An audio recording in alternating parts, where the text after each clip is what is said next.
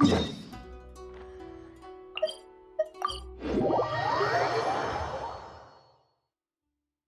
sand is cool and comfortable to walk on at night, but it gets so hot during the day.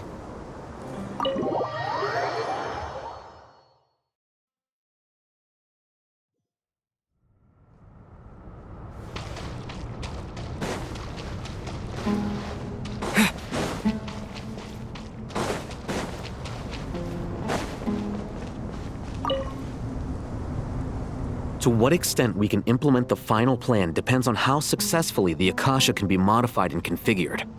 And to make sure the configuration works, Aru will also need some further optimization. Yeah, no surprises there. Once we roll this out, any Sumeru citizens who already have Akasha terminals can simply continue to use their existing devices. This still leaves us with a significant equipment shortage, though. Many groups of people were never issued Akasha terminals, including mercenaries, the desert folk, and many others. We'll need a supply of rare materials for the renovation of Aru and the production of new terminals. Right now, the best place to source these locally is from the primal constructs within King Deshret's mausoleum. Time is not on our side here. It's gonna be a race against the clock. The Aru merge and renovation project will have to be carried out by you two. Everything's riding on this, so failure is not an option. Best of luck to you both. As discussed, General Mahamatra Sino and Mr. Hat Guy will source the required materials. Mr. Sethos is quite familiar with the layout of King Deshret's mausoleum. With him accompanying them, things should go quite smoothly. I have every confidence. In the meantime, we may as well take a breather. Makes sense. There's not much we can do until the materials arrive. Get in formation and stay close. What is this, boot camp? Knock it off. It's just Sino being Sino. You know what he's like. Everyone clear on our mission objective. Look at the excess primal constructs, dismantle them, and extract the required materials. And King Deshret's 7 pillars agreed to this? If they're just sitting there doing nothing, we might as well put them to use. Thoth's words, not mine.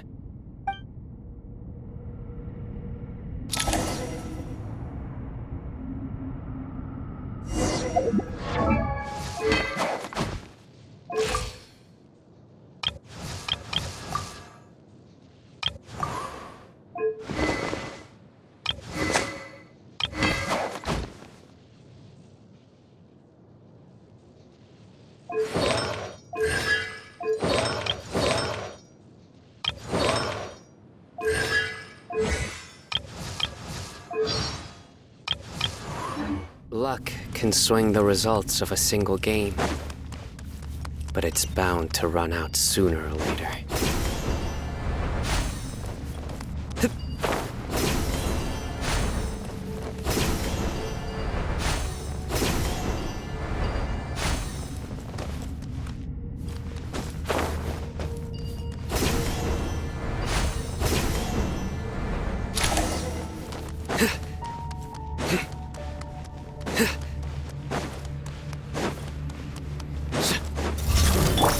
Space. Move or be moved. Cry louder! Squall fury. How amusing.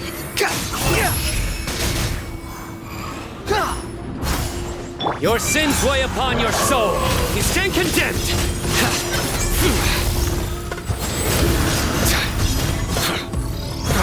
Your penance is due.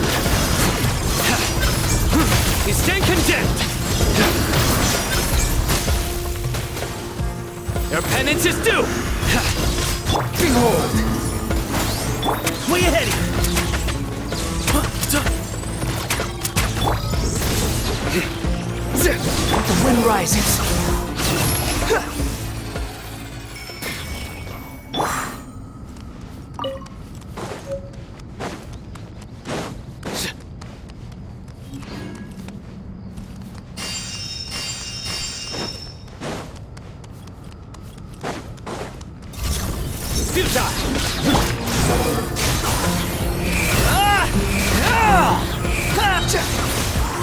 Know your place. Judgment is upon you. You stand condemned. Guilty. Your penance is due. Glory to Al Akbar! Excuse me?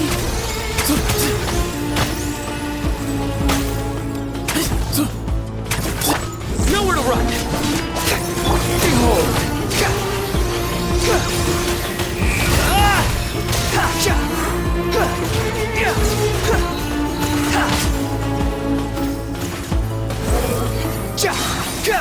Search forth. Bow your head. Way ahead of you. Surrender.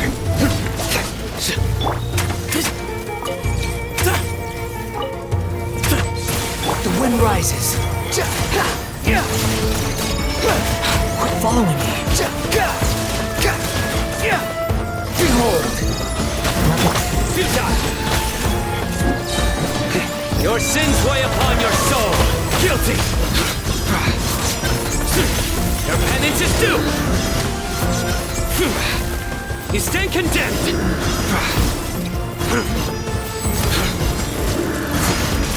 Move or be moved. Give me some space. Nowhere to run. The wind rises.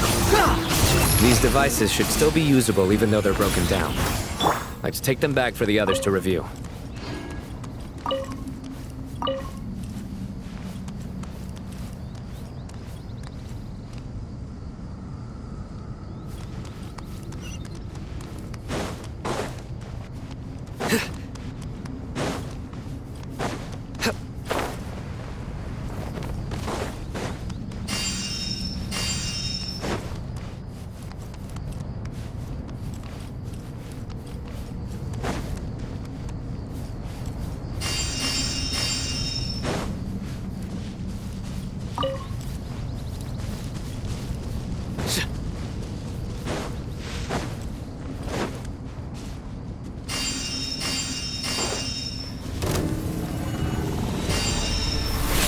Futile!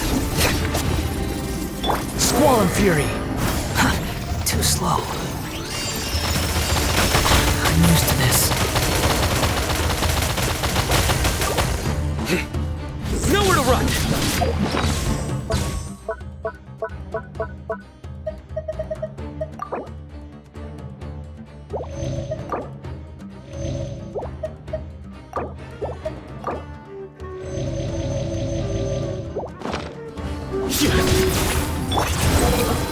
Upon the gale.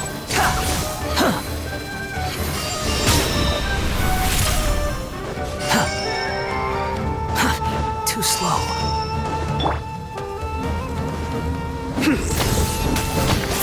Excuse me?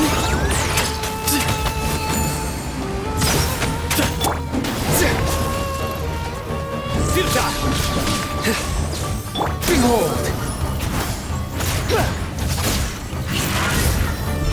Way ahead of you. Judgment is upon you. Your penance is due. You stand condemned. Guilty. How many do we need again? Enough to make an Akasha terminal for everyone who doesn't own one. I remember you telling me how revolutionary these Akasha terminals were. You've used one before, right? The academia declared the Akasha to be the most powerful and comprehensive wisdom dissemination system in history. That should give you an idea of how powerful it is. Certainly sounds impressive. Neither Hat Guy nor I have ever had an Akasha terminal. Well, if it all goes to plan, that's about to change.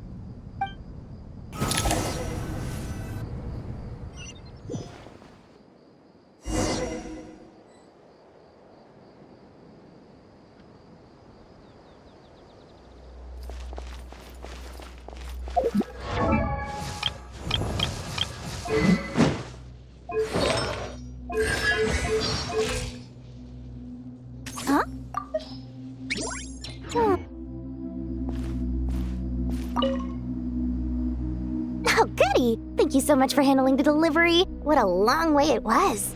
You've really outdone yourselves. I'm well aware what a bumpy, dangerous journey it must have been. Now, I would have loved to oversee the process myself, but of course, those of us who know the plan can't leave the mausoleum. Oh, trust me, I'm patting myself on the back for my assembly work here. Simply flawless work. But will you really be needing all of this? According to our plan, yes, this is the quantity required. I have no complaints about the quality either. Only the price. So expensive. I heard you covered a lot of the funding out of your own pocket. Oh, that's an exaggeration. The academia provided most of the funds. I just offered a small token of my goodwill. Of course, the real tragedy is how little profit I'm making on this. You know, it's a serious crisis when you can't even make money out of it. It's really quite a beautiful design. And I'm intrigued by how such a diminutive device is able to output the power of the Light Realm. Did you attend the lecture on Light Realm energy, Madame Farzan? I don't believe I saw you there. Of course I attended. I was just a little late, so I had to listen to the whole thing from outside the back door. Anyway, I have a perfectly good understanding of Light Realm, elemental and abyssal energy, as well as the relationship between the three. Good to know. Master told me in private that the conversion process between Light Realm energy and elemental energy involves highly classified knowledge that shouldn't be disseminated too widely. But even so, the scholars still shared said information. Well, you can't enforce a rule that everyone breaks. Is that the idea? At first, the Dendro Archon was reluctant to explain it in great depth for safety reasons. Later, she came to terms with it and simply informed my master that we would all have to face the question of survival together. To protect someone from such dangers means keeping them in the dark. But for someone to know and embody the wisdom within, they must understand its very essence. It's an information hazard. We're exposed to danger just by knowing the facts. And just like bait, it lures us in by offering us the solution to our problems. But if you're not careful, you'll end up pursuing it down a dark path. A tricky problem. But today, this big problem has been broken down into many smaller, more trivial ones. What do you mean? I get it. For instance, you and I share secret knowledge, while she and I take on the risks of life, death, and fate. Something like that? Hey, what? That is not what I call a trivial problem. Well, as they often say in Vahumana, an event that is monumental to the individual is negligible in the grand scheme of history. Generally, the fate of the individual is an insignificant affair. Being from Amorta, where the subject of our research tends to be a lot more personal, I have to disagree. It's hard to dismiss the individual as insignificant. In other words, the big problem of survival has been broken down into many small, interconnected factors, and each one of us represents one of those factors. When the same secret is shared with a group of people, the same fate binds them together. Most people would find this unimaginable, but to us scholars, this is the path that has always beckoned to us. Sharing knowledge is a good way to fight against fate. I will always believe in that. All right, I think that's everything. Thanks a lot. But don't go anywhere just yet. I'll still be needing you to calibrate the equipment.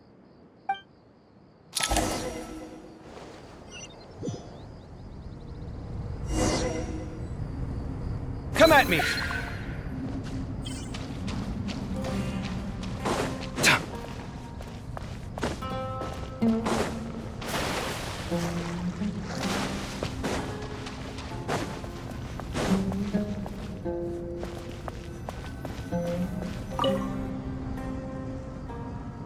Okay, the materials are ready. We can proceed with the next phase.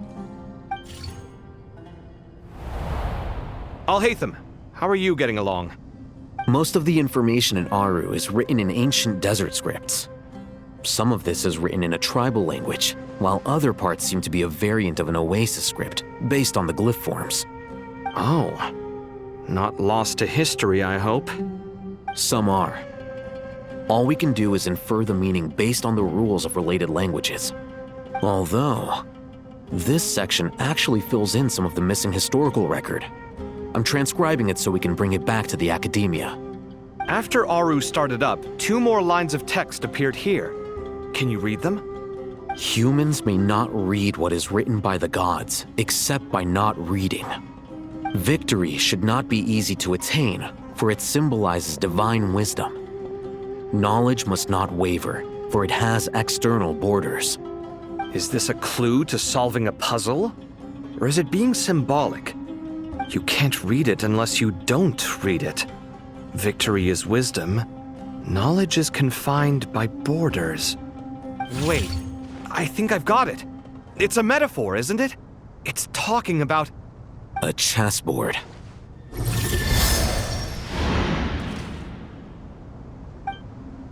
You were right.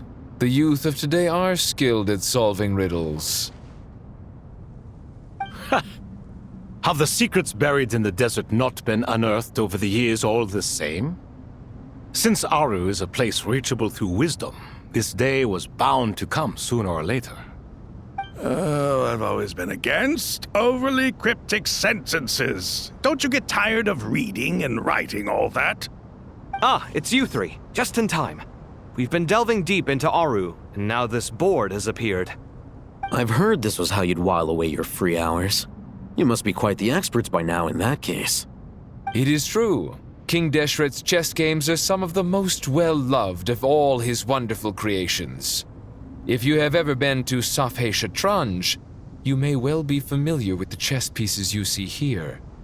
Is this chessboard supposed to be another visualization of the interior of Aru, then? Naturally. Visitors, everything is ready. Only by completing the challenge on the board in accordance with the rules will you be permitted to overwrite Aru. 1 second. It's not dangerous, is it? Dangerous? Why, yes, of course. I should be the one to go, then. Wait for me here. Sounds like the self-confidence of our present company has rubbed off on you. Don't be ridiculous. I'm your upperclassman, and that means I have to look out for you. I appreciate the sentiment, but a game of chess typically requires 2 players. Besides, I'm sure they won't let things get out of hand. Keeping things relatively safe is in your best interest too, isn't it? Fair enough. I mean, you guys are controlling the difficulty, so please don't go too hard on us, all right? Ah, but Bennu said he wanted to put some respect into these whippersnappers. All right, all right. Thank you. Obviously, we'll still try to be careful. This doesn't seem like ordinary chess. Is the goal to defeat the opponent?